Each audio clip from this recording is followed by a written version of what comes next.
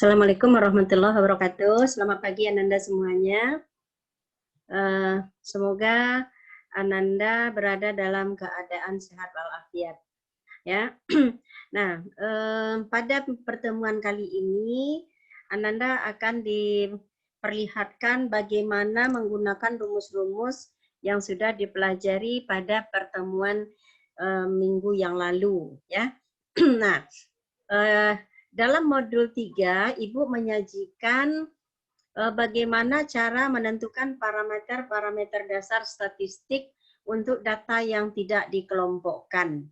Ya, jadi cara pengoperasionalannya Ibu berikan langsung dengan menggunakan contoh data. Nah, di sini Ibu menyajikan data hasil belajar siswa SMA kelas 11 untuk mata pelajaran fisika yang siswanya berjumlah 20 orang. Nah, skornya mulai dari siswa pertama sampai siswa ke-20 seperti disajikan pada tabel ini. Yang bisa Ananda lihat di sini, coba Ananda perhatikan ya. Nah, untuk membuat tabel distribusi frekuensi, Ananda melakukan langkah-langkah sebagai berikut. Ya, ini data ini Ananda salin ke Excel, ya, ke Excel, lalu Ananda salin aja semuanya.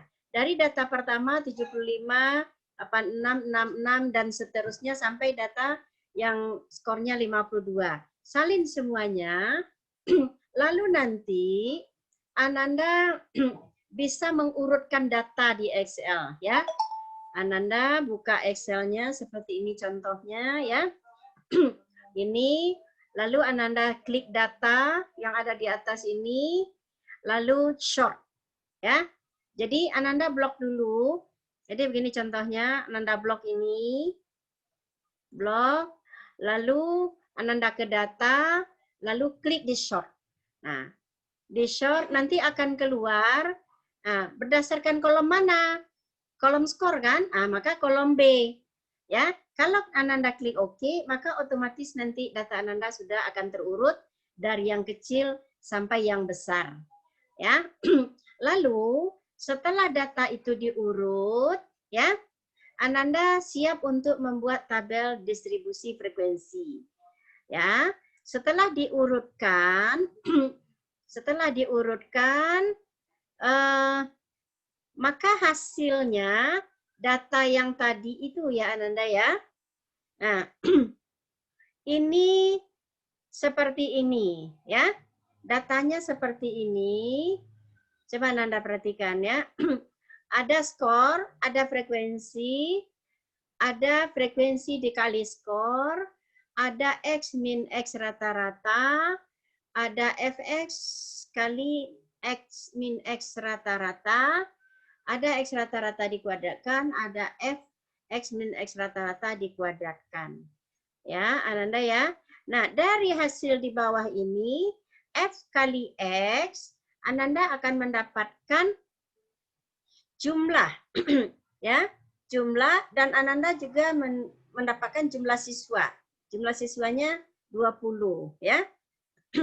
Nah, lalu dari situ Ananda bisa menentukan parameter-parameter statistiknya. Nilai rata-rata ya Ananda bisa cari dengan rumus statistik ya. Cari dengan rumus statistik, kalau di Excel hasilnya 74,1 ya. Dengan rumus statistik ya, tapi Ananda harus membuatnya dengan tulis tangan. Nah, lalu dengan rumus statistik, benar enggak 74,1? Ya. Nah, lalu bagaimana Ananda menentukan titik tengah? Ini datanya genap, ya. Datanya genap, di sini Ibu tandai 78 dan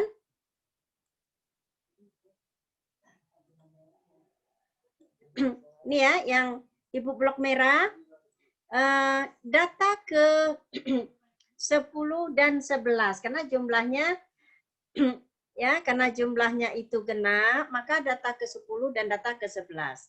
Data ke-10 dan data ke-11 itu, kalau Ananda perhatikan, coba dilihat di sini, data ke-10 dan ke-11 itu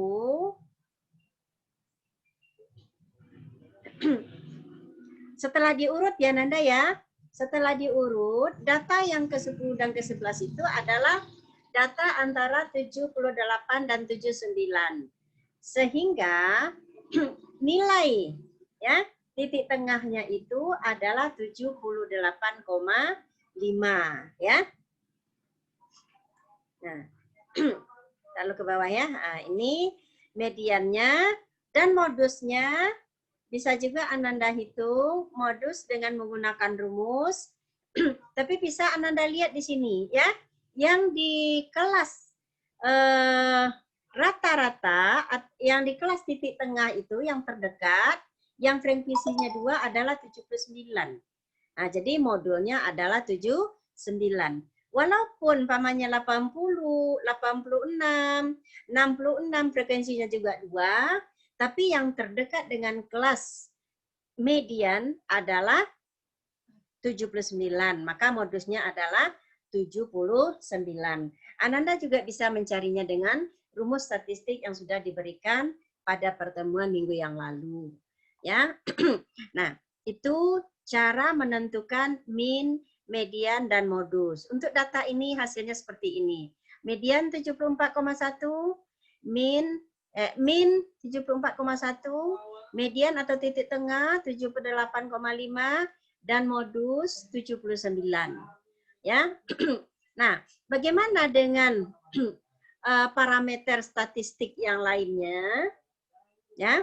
Setelah menentukan min, median, dan modus, Ananda bisa selanjutnya menentukan kuartil. Tentu Ananda masih ingat bahwa kuartil itu adalah ilmu statistik ya yang mempelajari tentang bagaimana data itu dibagi dalam 4 kelompok.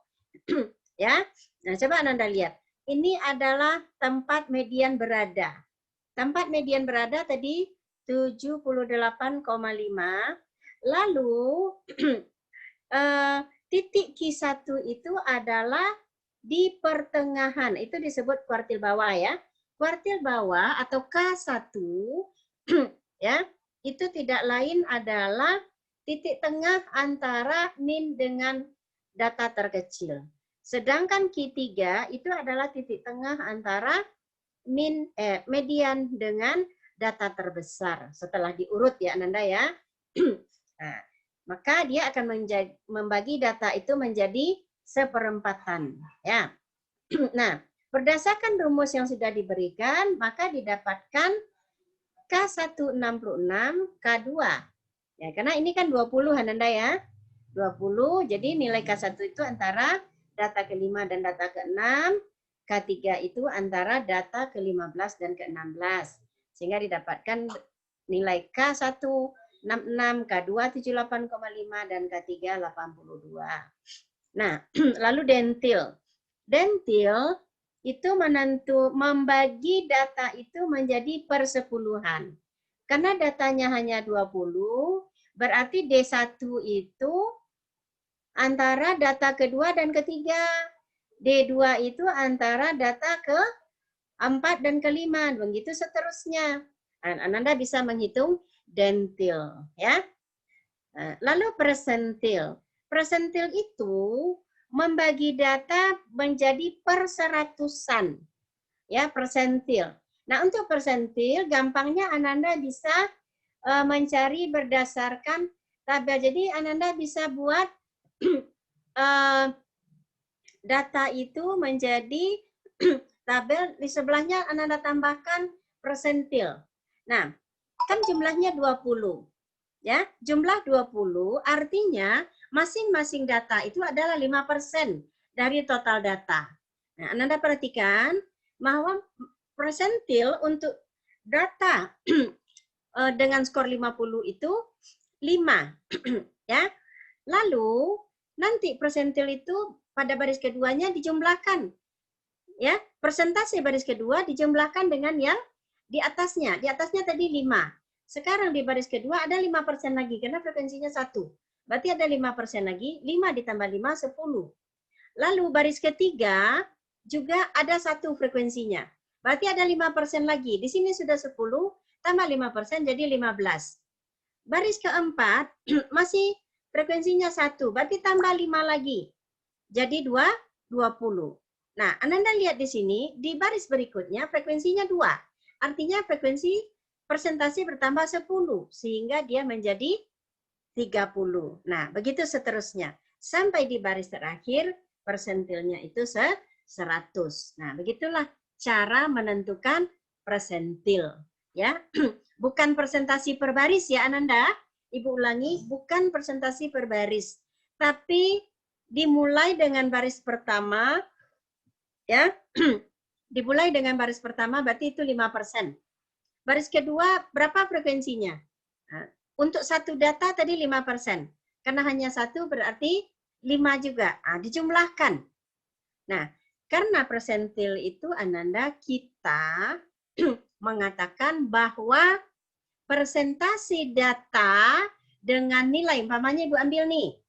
Ibu ambil nih sebagai contoh untuk skor 60 ya. Ananda membacanya itu bahwa persentase skor 60 kecil sama dengan 60 adalah 20%. Lalu contoh kedua. Ya, contoh kedua di baris ke 9 ini ya. Nah, di baris ini Ananda melihat angka 40. Maka Ananda mengatakannya bahwa jumlah siswa dengan skor kecil sama dengan 75 adalah 40%. Nah, begitu ya Ananda ya. Begitu cara membaca persentil ya. Mudah-mudahan Ananda sudah bisa menentukan persentil. Lalu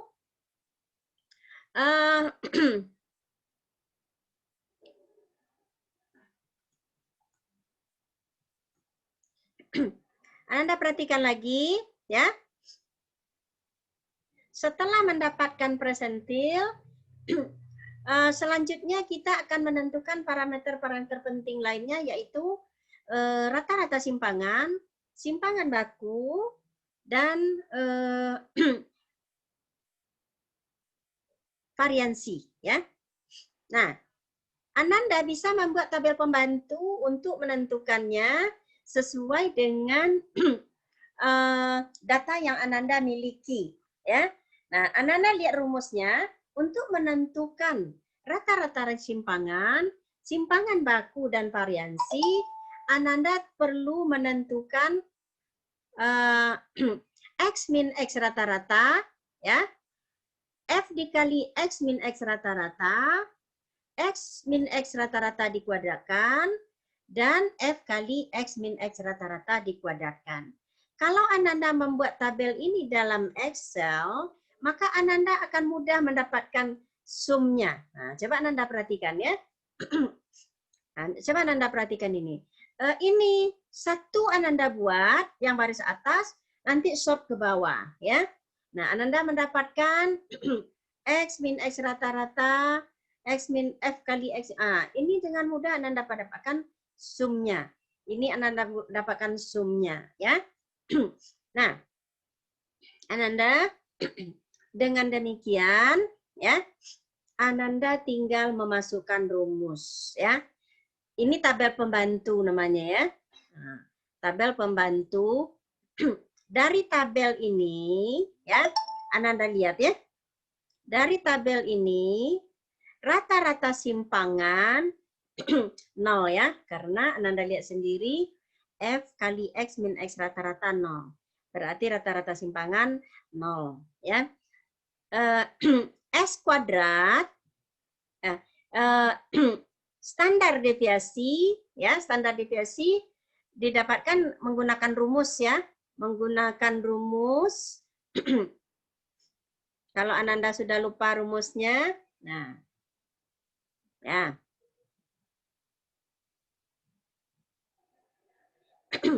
Nih, Ananda bisa menggunakan rumus ini.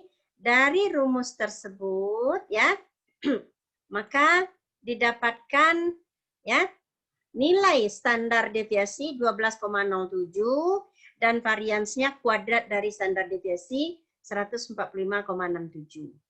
Sekali lagi, Ananda dapatkan standar deviasi 12,07 dan variansinya adalah kuadrat dari standar deviasi.